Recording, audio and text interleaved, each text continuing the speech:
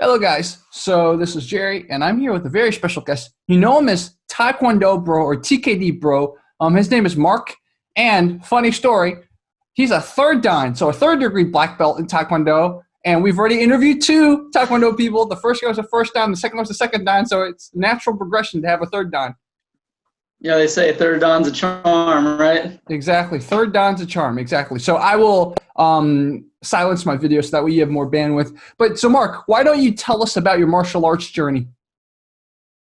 Yeah, so it actually started all the way back when I was like 7. I joined up at this Taekwondo school. You know, it was the closest one to like my elementary school, Mm-hmm. and I joined up after getting in a fight with this big guy at school. It was a crazy story, but I ended up getting my ass kicked pretty much. Mm. And then this kid in class just side kicks him in the face, right? Mm-hmm. And then, any middle school fight, the teacher starts yelling at us all. But You were getting beat, and then that friend of yours, sidekick, stepped in to help you and sidekicked the bully in the face? yeah, pretty much. It was nothing crazy. I mean, of course, to me it seemed crazy back then, but now knowing it was pretty much they just side kicked him, and he wasn't even like looking at them, so there was no defense whatsoever. Mm-hmm. But it was pretty crazy because they just got that foot right up there, hit him. I think it was like to the chest or something, Mm-hmm.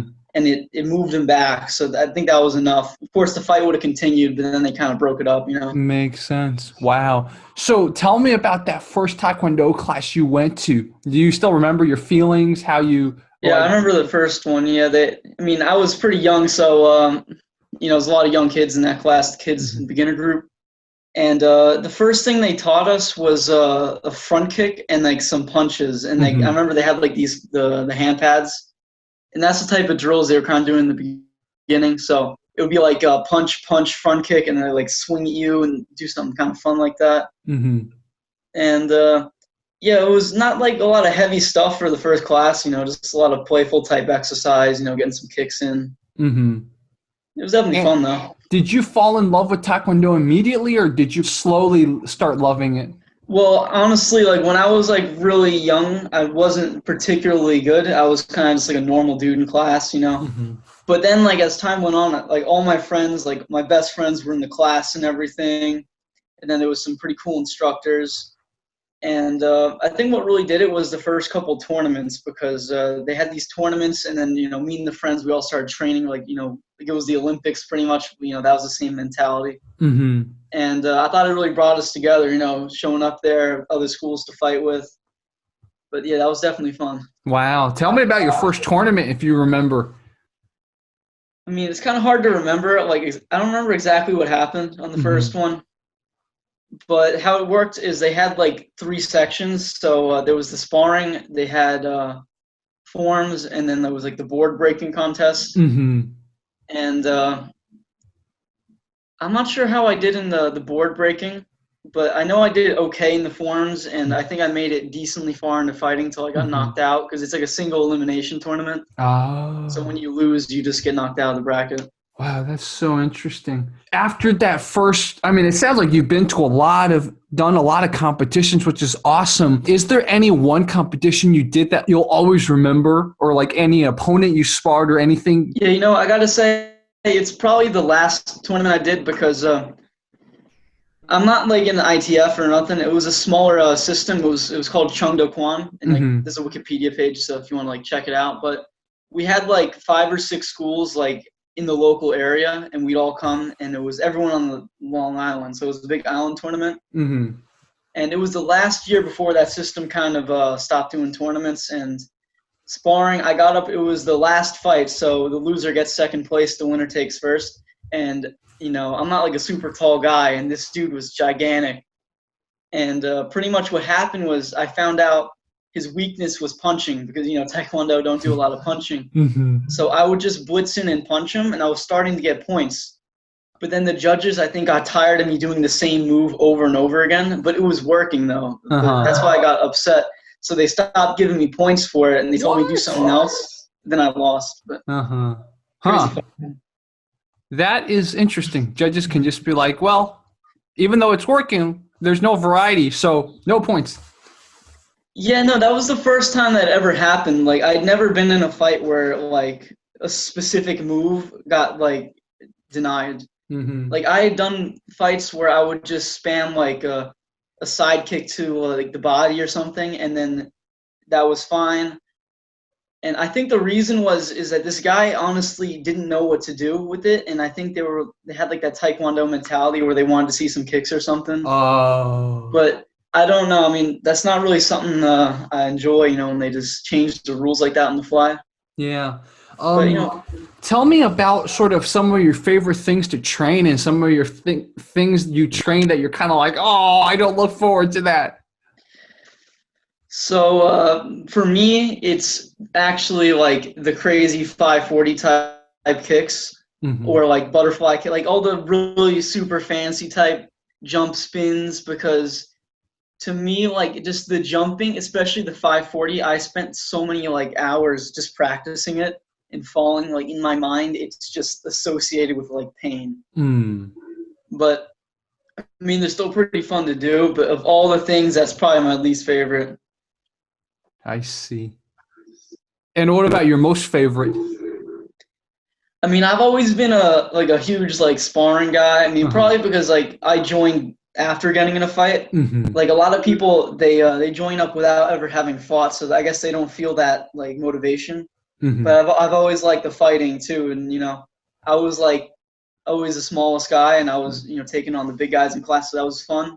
I see. You know. Did you notice that your kind of mentality towards the world, maybe your mentality towards people who would try to mess with you changed after a while when you did Taekwondo? Yeah, I think definitely in like the middle school, like junior high type, everyone was just terrified of me. Mm-hmm. Because especially at that point, like right before high school, I think I just got my black belt pretty recently, Wow. and no one had ever like seen me fight. But there was another black belt at my school who actually he was from my class, 1 year older than me. Mm-hmm. He actually decked a couple people years back, so everyone already was like terrified of my school. But then in high school, I guess they didn't have that respect. So I actually, being an idiot high schooler, a couple people tried to challenge me. Mm-hmm. And what was funny is our high school freshman year gym was martial arts, so there was sparring in Wow. high school. That was crazy. That was so much fun. The coaches had me fighting the football players because they thought it was like a joke or something. So like they had me just go kick their asses. It was kind of fun. Dude, that is so awesome that martial arts would be taught in a gym. This is actually, I mean, in high school. This is actually the first time I've ever heard that. And it's I don't know what they're doing right, but props to your school for having a martial arts for freshman year. Yeah, I don't know like how it started. It was a private school, so they have more flexibility than the normal schools and like what Mm-hmm. they do. And it used to be the first 2 years of gym were martial arts, but I think they changed it. Mm-hmm. And honestly, like you don't really learn that much, but it's better than nothing, I guess. Exactly. And everyone thought it was kind of cool, just to go fight Yeah. people in high school. Were there other people trained in your martial arts class for school? Yeah, and they kind of separated us. And how it worked was a lot of the wrestlers were really good, even though it was like striking. Mm-hmm. They were quick to pick it up. Mm-hmm. And then there were people like me who came in with like prior training, Mm-hmm. and that kind of became like one subgroup. And then there was like everyone else who was kind of still catching up. Mm-hmm. Wow. And how was it like? I mean, you mentioned you sparred football players. How was it like sparring the wrestlers? So honestly, like I was way more terrified of the wrestlers than the football players, because Mm-hmm. even though when they were like the football players were bigger and stronger, they just didn't know what they were doing. Mm-hmm. So all you had to do was get a couple of clean shots on them, and they just didn't understand like how to Uh-huh. counter, how to move around, really. Wow. But the wrestlers, they had great footwork too, so you couldn't like just spam kicks at them and win. You had to like really think about it. Yeah. But they weren't quite as good at kicking though, because that's not their thing. Mm-hmm. So I mean, that was like their weakness. Like they had the good mentality, but their techniques weren't as drilled. Wow. This is so fascinating. And I think everyone watching probably wished that their high school had something like this. I mean, like, did you guys have mouth guards and everything and headgear and everything? Yeah. So what happened was you bought your own mouth guard because they're like really cheap. They weren't going to Mm-hmm. supply that to us, but they gave us a white like gi, a white belt, and some pants, right? And then Mhm. they wheeled out this huge cart of just gloves and helmets, and then at the beginning of class, you had to like just find them in there. So Uh-huh. you'd have like mismatched gloves, like one was red, one was blue, and they were all kind of wrinkly and like beat up. But Uh-huh. at one point, I asked the coach if I could just bring my own gear because I got tired of like digging for it, and he Mhm. actually let me. So I just brought my own gloves at some point and everything. Nice. That probably helped you in sparring too, because you're in that kind of like this is me mode, and you're in the kick ass type of mode. Yeah, it was funny because the first time we sparred, there was this tough guy in class. Everyone was kind of afraid of him. Hmm. And he gets in the ring, and then the first thing he does is he just ducks forward to like, I don't know what he was thinking. And at the Uh-huh. same time, his opponent threw a front kick. Oh, So he just slammed his head. And ouch. then it wasn't like that much of an impact. Like he wasn't concussed, but he just started crying, and it kind of broke the tough guy persona he had. Wow. Very interesting, yeah. That is one of the most interesting things. Sometimes like the toughest looking people or the toughest talking people, it's like they're hiding something. That's so interesting. Yeah, I mean, most people, like, I've seen it from fighting them as a group, like, they can't fight. Hmm. Like, even people who are physically, like strong and athletic, they're better, but they still really don't know what they're doing. Hmm. Hmm. But then you have people who train. I just see, like, the gap between, like, people who train and people who don't. It's, like, way bigger than you think it is Yeah. because most people haven't been, like, in a group class like that. Exactly. Exactly. Tell me about the day you got your black belt. How did that feel? Damn, that was crazy. Well, what happened before the test was we had something called Hell Week, and Hell Week was the last week before your testing. You had to show up, and then we'd run. I think it was like 6 kilometers of running. Hmm. They'd bring us back into the dojo, and we had to do like 200 push-ups, sit-ups, Wow. kicks, and like it was a lot of physical work. And then after that, you'd have to do a class with the adults. And at that point, I was only like I think I was eighth grade or something like that. Hmm. Really, like almost in high school.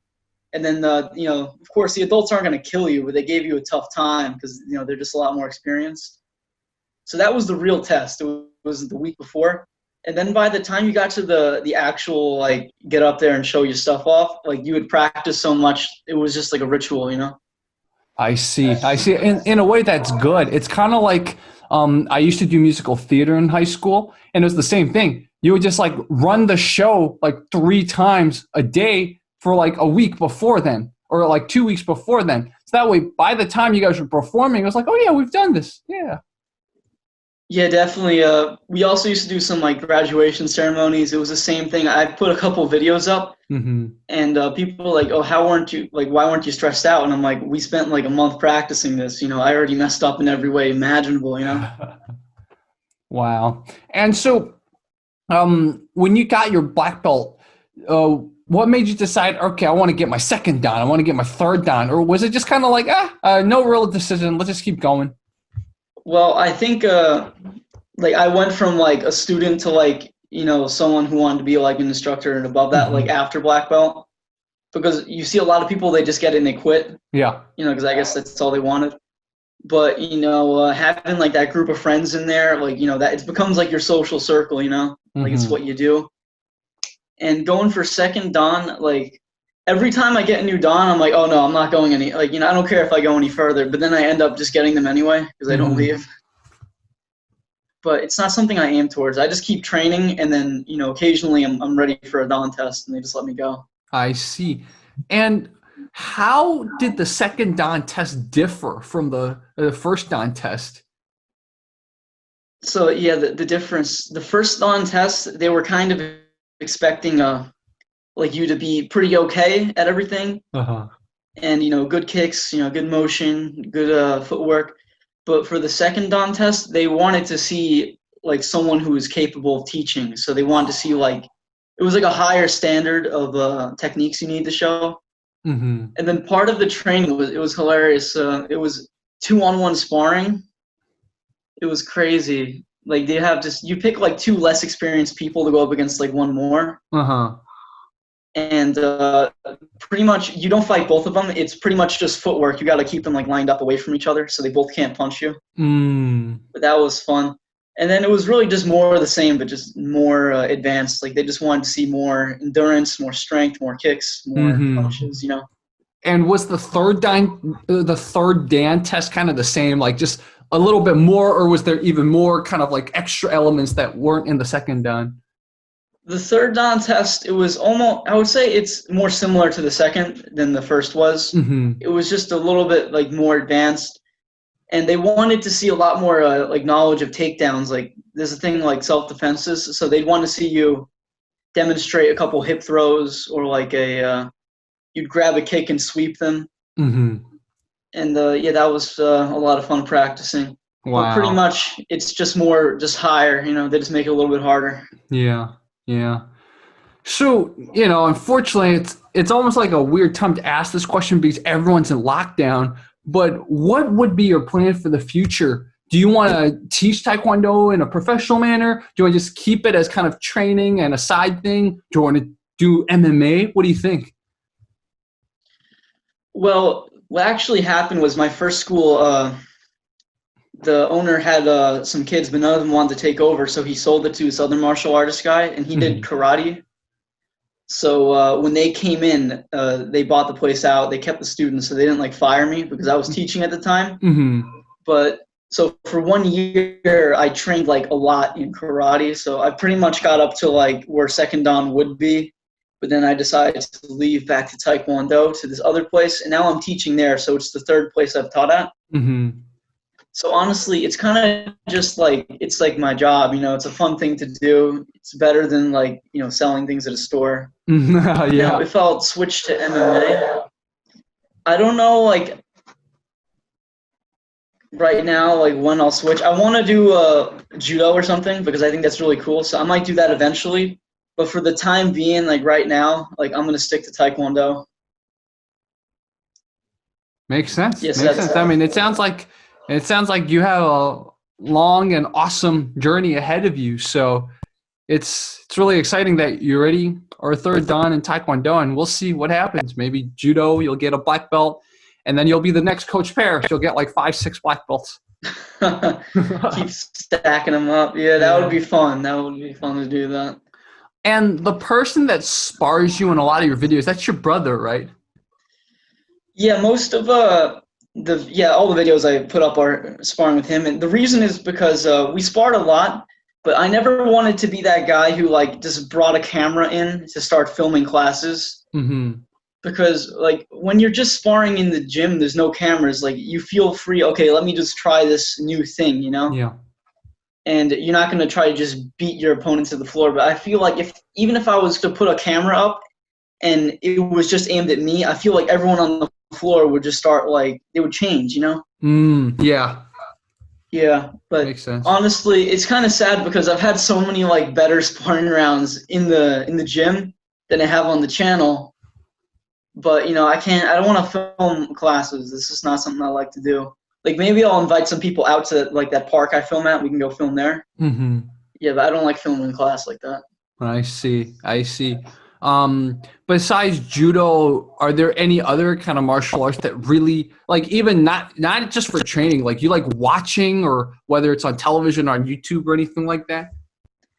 Well, I watch a lot of different martial arts. Like I'll put on like some UFC fights. You know, I watch a lot of boxing. It's usually my friends will get together, we'll throw a big party, watch a big boxing fight. Nice. But on YouTube, I'm just an addict for those style versus style matches. Nice. I know there's this one channel, it's some karate channel in some Spanish country, and they have like a tournament every year. Anyone can join. Wow. And you see Muay Thai karate, you see ninjutsu, you see Taekwondo, this boxer. So it's a lot of cool stuff. I don't really like watching pure grappling, like, you know, the jiu-jitsu. Not because I don't think it's interesting, but it's just that I like watching jiu-jitsu versus something else, you know. I like to see like jiu-jitsu versus Muay Thai or you know, something different, you know. Yeah, totally. For people who want to search for a good school or a good dojo or something, what are some advice you can give for them? Yeah, I mean, you always got to watch out for that. I mean, some places they're just more interested in money. So Mm-hmm. I would say go in and see the adults and see the black belt class, because you don't want to just hop in to join the rookie class, because it's going to be, at least if it's like my school, you don't get to black belt for like 4, 5, or 6 years, depending on how you do. So you're not going to see Mm-hmm. it for a long time. So if you're joining, I would say, go take a tour and then ask them when their adult classes. Go check that out, because the adults, not only are they supposed to be the best in the school, but they're also usually the instructors too. Mm, That's a great way to see like who you're dealing with. that's a good lesson. Yeah, and I would I would also add if they're sparring, look at how they spar. Like, are they trying to kill each other? Or are they trying to go Charlie Zellenoff on each other? I think Oh my that's a God, good Charlie's like yeah. depending on what kind of environment you want to look for, you have to make sure if you want a crazy environment, you get that crazy environment. If you don't want a crazy environment, which I think most people don't, then make sure that environment's good. I mean, it depends, because usually, even in an environment that's like pretty tough, like if you go tell the guy like, hey, let's not kill each other, like you can have a good technical round. Yeah. But it's funny because when I joined this new school, the first day in class, I join in, I'm sparring this guy, and then all of a sudden he just starts going hard. I was like, geez. So right off the bat, hard sparring. I guess because I was a new guy, they want to see like what I was made of or something. Mm-hmm. But Mm-hmm. that's something I don't like. If you want a hard spar, I usually tell them like before, like, are you good for like a hard round? I don't like to just like attack them pretty much unsuspecting. Yeah. Yeah, and I think that's a really good thing that I think makes you a black belt, is that besides being able to teach and do moves, you also know how to take care of other people. I think that's something that we expect of black belts, and it's a good admirable thing to do, because we all know stories of people who are advanced will like use that and like hurt people. And yeah, I'm thinking about that now, because I just interviewed Xu Xiaodong, and we looked at one of those videos from 2012 where it kind of looked like he went a little too hard on a guy who was trying to spar him. And I've been like that too. Like, people have gone too hard on me. I told them, like, I just go soft, and they're going too hard. So I've seen that other extreme. That's why I love emphasizing that too. I mean, it's going to be both ways. Some days it's going to be really relaxed. Some days you're going to have something heated up. Of course, like sometimes there's rivalries too, so you might have a bit of a rivalry flare up. But I think what makes it martial arts is when you touch gloves at the ends, it stops right there. You know what I'm saying? Yeah, yeah. Cool. I mean, what are the topics you want to talk about? It's open now. I have no more questions. Yeah, I think what your channel does really good is it just shows what works and what doesn't work. You know what I'm saying? Mm-hmm. And you put up a lot of stuff, and that's something I like, because when I started like teaching, there were certain sweeps and takedowns that were just crazy, that like didn't work pretty much. Uh-huh. And then I would go tell someone, okay, go do it to me, and then they would never be able to do it because it doesn't work. So that's something like I tried to fix. Like I Mm-hmm. made it okay, instead of doing this random flip spin thing, like we'll do some like actual grab and sweep, because the thing is I don't want to ever teach someone something that they use out there and get beat up. Like Yeah. everything I try to teach, like I don't want them to get hurt out there. Yeah. Funny related story. I had a guy who did kung fu, and he wanted to try a sweep on me. It was the same thing, and like he tried it on me once, and it didn't work. Right, we were testing it in a safe way, but it didn't work. And then he tried again, it didn't work. And then the next week, he was like, "Jerry, can I try it again on you?" And of course, he tried it on me, and it didn't work a third time. But I always laugh at that story. Sometimes you have to really make sure the stuff you're learning or the stuff you're teaching, it's like you said, not going to get someone beat up if they use it in a real encounter. Well, yeah, like that's something. Whenever I was like, showing something, like I would say, if you guys don't think it works, like, I can demo it. Like, I'm not gonna kill them, of course, but I'll demo like this throw or the sweeper, like to make sure it's legit. Mm-hmm. And of course, sometimes, yeah, if it doesn't work the first time, you may just not know it. Yeah. Like because I just saw this video. It was some Korean Taekwondo guy, Mm-hmm. and he was like saying that double leg takedowns don't work because like he tried it and it didn't work. And I was thinking that more just like he doesn't know how to do it good yet, you know? Yeah, yeah, exactly. That's something like I think that's a great point you hit at. And if you're learning a move or something and it doesn't work, one, maybe you're not doing it right. Two, maybe it's not being taught right. Right? It doesn't mean it doesn't work. It's maybe someone who's teaching you is not teaching it right. So thank goodness we have the beauty of YouTube. There's a lot of good tutorials on there, and maybe you could get some inspiration from other people teaching it and stuff like that. That's a great point. Yeah, it might be the way it's being taught because Yeah. I remember like at the first school we used to teach this parry type block where like you keep your hands like this and then you'd like back fist after it. And in Taekwondo, they don't let you hit to the head in sparring, which is something I don't like. Like I think you should be able to punch to the head because if you can kick to the head is way more dangerous. It's a lot stronger, so I just don't think that's a good rule. But when I switched over to karate, all of a sudden it was legal. Mm-hmm. So this thing that we had always trained and it never really worked out, now that we had like ring experience with it, it became something I do all the time. And you could probably see it in a couple of my sparring videos where I'll block and then get the back fist off quick. Mm-hmm. But I think definitely having an environment where you can like try it for real, like someone who's resisting, I think that makes a big difference because even if you know something that's legit and you don't try it like for real, you might not be able to pull it off, Mm-hmm. Yeah. Yeah. Exactly. When you were getting into Taekwondo, did you have a phase when you really liked Jean-Claude Van Damme or anything like that? Jean-Claude Van Damme. Oh, actually, it's funny you say that. It wasn't until I was pretty deep in that I had really heard of him. Mm-hmm. The first movie I saw with him was The Expendables, and then I kind of from there like saw some of his older Oh, stuff. that's so interesting. Yeah, it's like the reverse journey.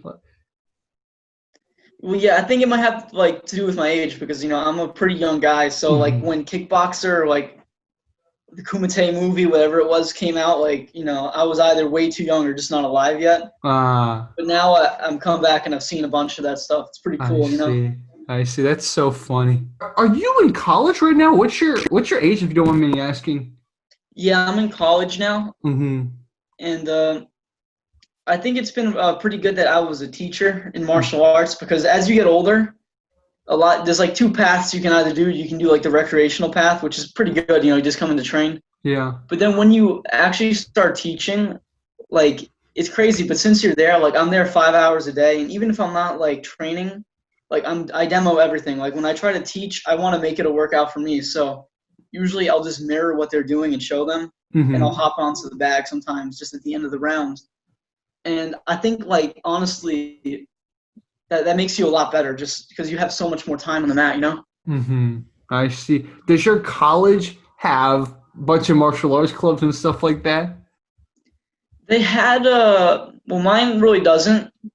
They had a self-defense type course thing, and Mm-hmm. someone was like, "Oh, maybe you should come down." And I was honestly like, I teach like at that time I was teaching 5 or 6 days a week, and then I'm making my YouTube videos and I'm working out. I'm like, I'm too booked to do that. Mm-hmm. But one of my friends, she dorms away. Like she doesn't, she moved upstate to a college, and then she can't train with us. But luckily, they have like a specific class there for all these Mm-hmm. martial artists who now have no school. So it's like crazy. You have like kung fu and you have like Muay Thai. Like they all train in the same place because that's all they got. That's pretty cool. I'm sure they'll learn so much from each other and stuff like that. They probably do. I wish we had one. If we had a full like club at my college, I would probably do it. But Yeah. we just don't have one yet.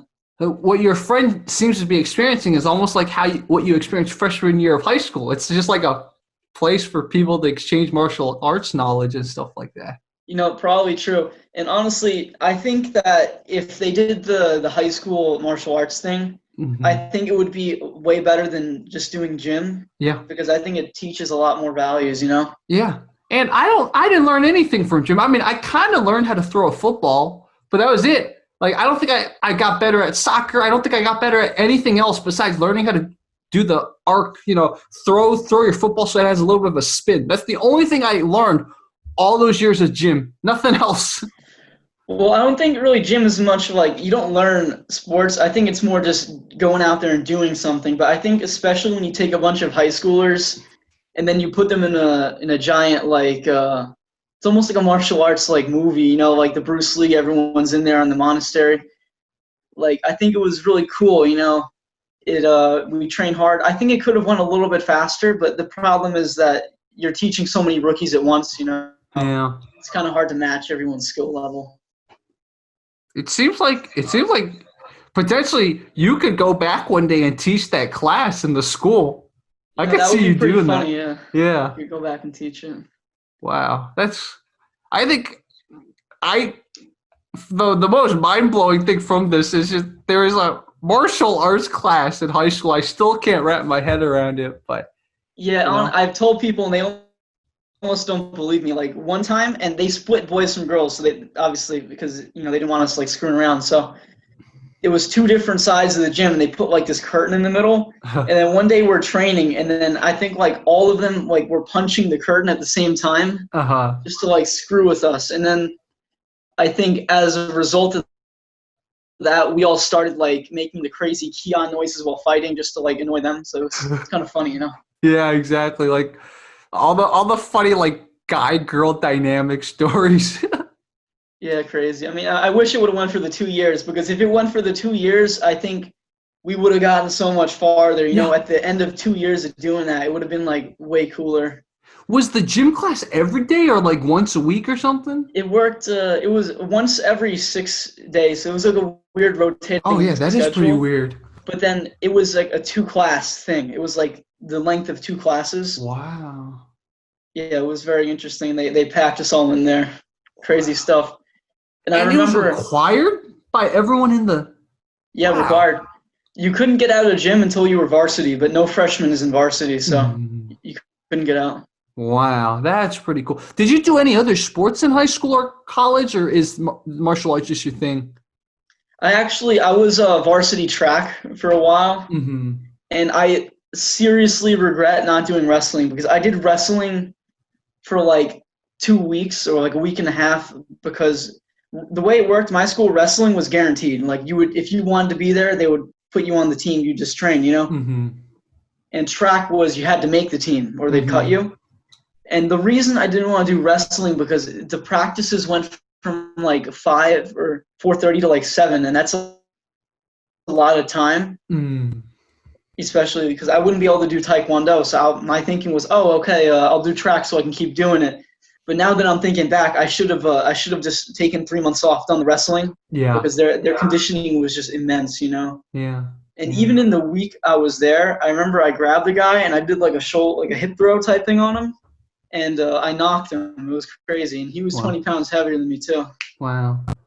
I find it so interesting that after college, basically, it's hard to find wrestling. There might be some catch wrestling schools in bigger cities.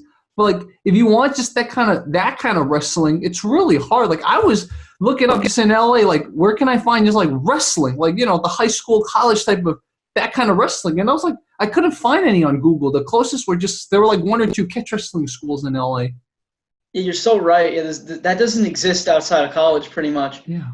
And I remember my Taekwondo instructor. He used to do wrestling too, and he also does jiu-jitsu. So he was always trying to like work grappling into our stuff. And what was funny is that we couldn't get a dedicated grappling class, but we had a weapons program where like you would rotate, you do a weapon, and he managed to convince them to get Brazilian jiu-jitsu admitted as a weapon. Ooh. So it would rotate every couple of months in, and we do jiu-jitsu classes. Oh, that's pretty smart. So yeah, for everyone who wants to teach grappling, that's a way to teach grappling at a striking school. Yeah, just get it admitted as a weapon, yeah. Honestly, I think it would be better if a lot of these schools combined, because I saw one school in New York City once I was driving by where instead of driving everyone out of competition, they just absorbed everyone. Like it was Muay Thai, Taekwondo, Judo, Jiu-Jitsu. It was like everything in like this one huge building. Yeah, no, that's definitely a model I think we should try to get. You should send me a link of that school. I want to check it out because that's the first time I've seen a school like that. Usually what happens is if they try to have multiple styles, there's always rivalries, and then whoever likes the main owner will eventually try to kick the others out. Well, I've never actually been in there. Like, I don't know how it is inside. I saw the building because it was near this other school I used to train at. Like, we had the home school, and then there was this other school in Queens, and we were kind of the same company. So we'd come over to train, and I would see them driving there. Wow. That's also a very funny side note. That's also something to watch out for. Most schools that are not like what Taekwondo Bro is talking about, most schools that claim they're teaching you like Muay Thai, karate, jiu-jitsu, kempo, all that stuff, kung fu, there is a high likelihood most of those schools are big dojos. So like be careful if like this one school is claiming to teach you all these systems. Well, I mean, it depends because like the size of this building, like it was pretty much like imagine it was like an old industrial factory building almost, like 2 stories. And I'm pretty sure they had a gym on one floor and a massive floor on the other one for fighting. And I think it was a massive combination. Now, if it's like a smaller place and they claim to be teaching you all of that, I mean, I would want to like see some like proof of it, like, show me this. They probably have some type of background in tournaments or just in diplomas or something, Exactly. So the lesson is if it's a big location, it looks like it can actually fit all those schools in there, then okay. But if it's a smaller place and there's like 6 styles or 7 styles it's trying to tell you to learn, then be a little careful. Do a little bit more research. Well, I think the major part would be how many instructors they have. Because although all the instructors probably know some of it, you're going to probably need like the Muay Thai guy or the Kenpo specialist, Yeah. Yeah, that's definitely something to watch out for, though. Definitely. Cool, man. So Mark's channel is called Taekwondo Bro. And do you have an Instagram too? So I'll link that. Do you have a Facebook too that I could link? Well, not yet. I'm working on that actually. I have like a personal Facebook, and I'm working on getting a page up and running for like the Taekwondo Bro. So that's not up yet, unfortunately. Cool. Well, for now, I will just link Mark's Facebook. I mean, not Facebook, Instagram, and Mark's YouTube. And so for those of you watching, go to his channel. I featured him before, so if you guys haven't gone, check them out. Shame on you guys. Just kidding. I understand everyone's busy. But like seriously, go check him out. It's a pretty cool channel. And I will bring Mark back if you guys have any questions for him, and we can do more talks in the future. So leave your questions, leave your comments, etc. So thank you so much for joining us, Mark. Okay, well, thank you for having me. It's awesome to get on a big, great channel like yours. You have such a reach. Yeah. Thank you. And for those of you watching, if you're a 4th Dan, maybe it's time to interview a 4th Dan, or we'll just wait until Mark gets to 4th Dan, then we could. You might have to wait that takes a long time. I have to wait some time for that. How long do you think? Like, how long did it take you from 1st to 2nd Dan? It was around 5 years to get the 1st, and the 2nd, I think it was closer to 2 or 3. I could count it. I could count it, but I don't have the things out right now. I forget. It's been a long time. And then from 2nd to 3rd was 4 years, because I remember I entered. Was it 4 years? It was about 4 years, because right when I got out of high school, I got my 3rd Dan. So that was about the time frame for that. Yeah. I see. So probably 3rd to 4th, it'll take maybe another 4 years. I mean, it really depends, because once you get to that level, there isn't a time frame. It's just you need to like show like you've learned everything. I see. It's a lot of stuff. I see. Cool. Well, either way, guys, leave your comments, leave your questions, and we will bring Mark back in the future. Go check out his channel, man. All right, guys. Thank you so much, Mark. There. All right, Fight Commentary Breakdowns out.